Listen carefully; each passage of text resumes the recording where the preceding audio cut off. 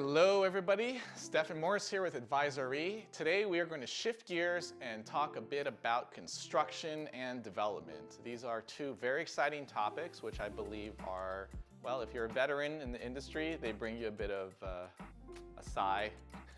There's a lot of pain and war stories around it.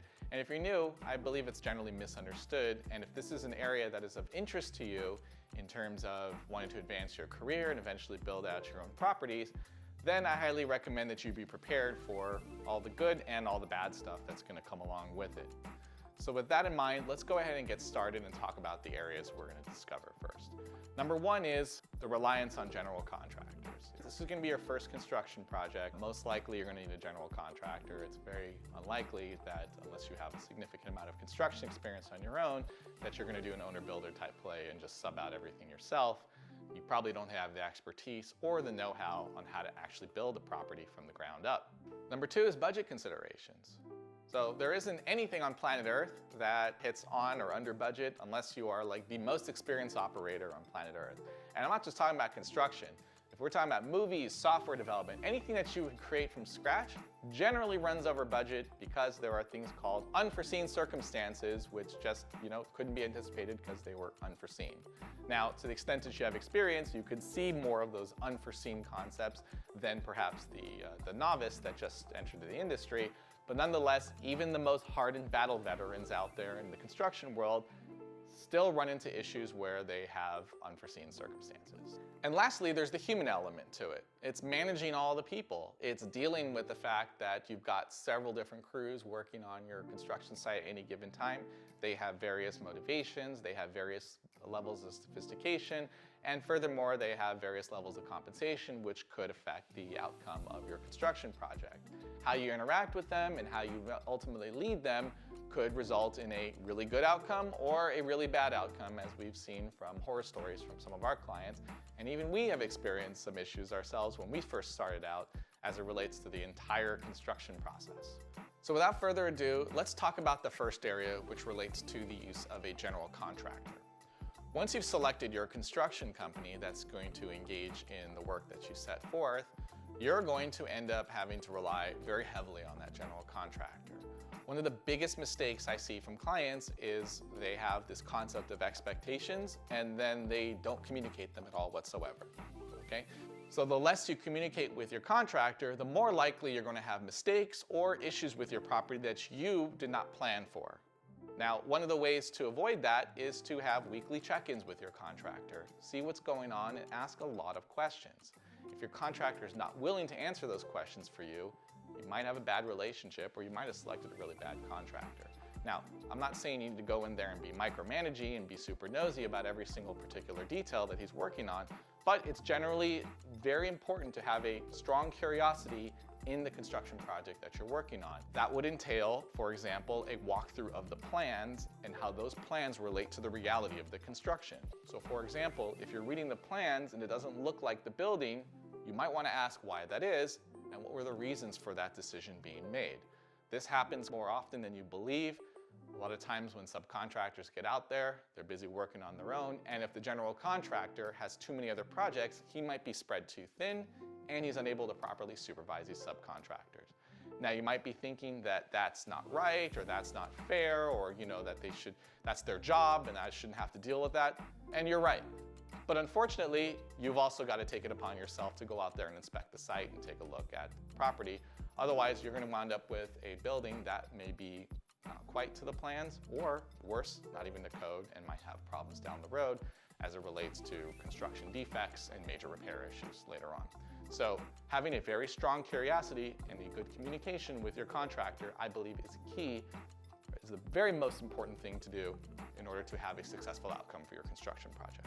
Since we're talking about supervision, while it's true that if you can go out there and take a look at your property and investigate it, inspect it, and make sure that the contractor is building to your plans, you may not have the sufficient knowledge to actually check the work.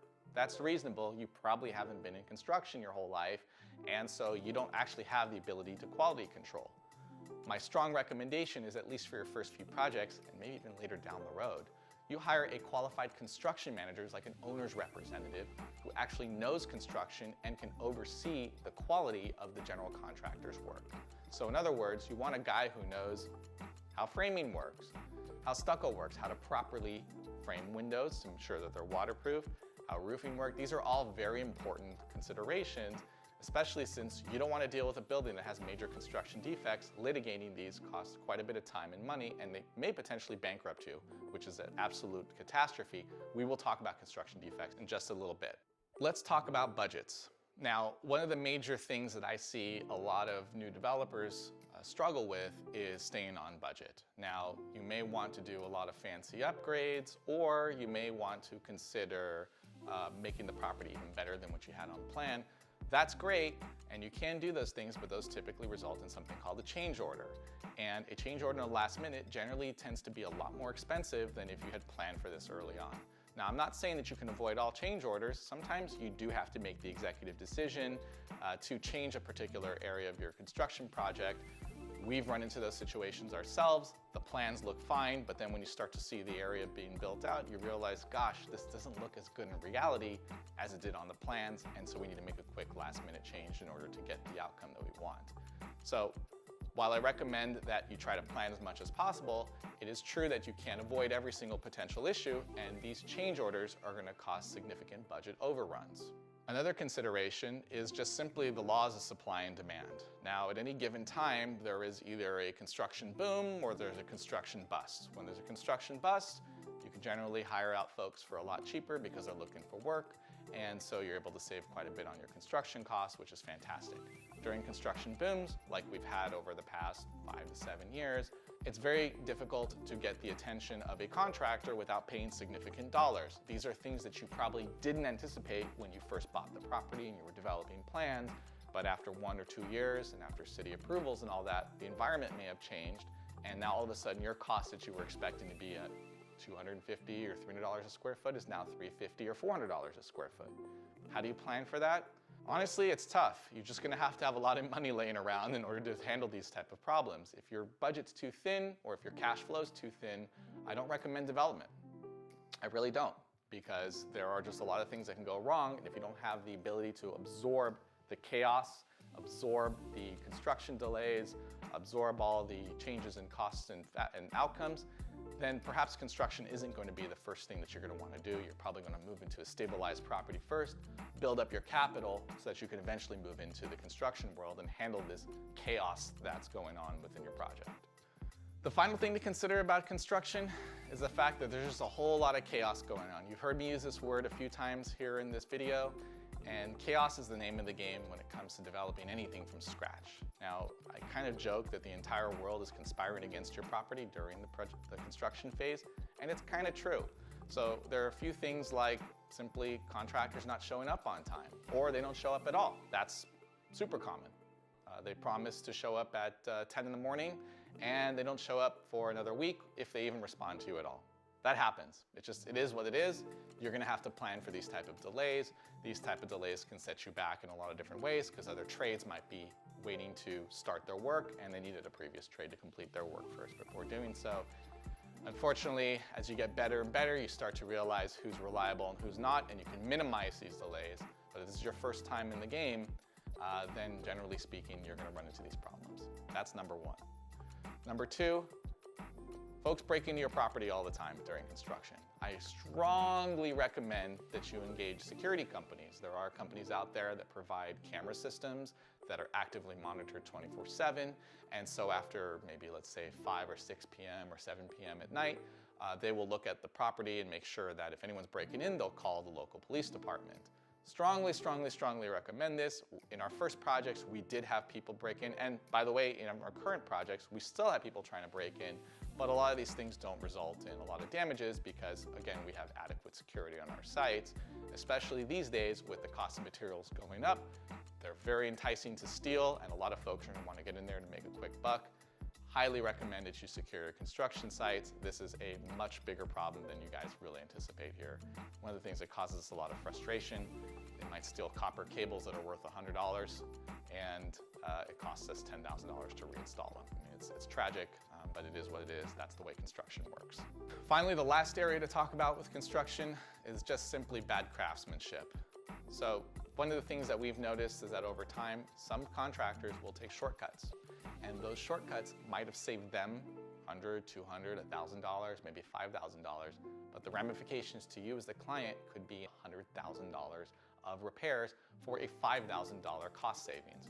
For example, we've seen issues with the installation of stucco system on a building, and when the stucco system was improperly installed, in other words, maybe the thickness was not enough, or they didn't install weep screeds or other types of systems around it, the cost savings to the contractor might have been $3,000 or $4,000 or $5,000 of stucco material.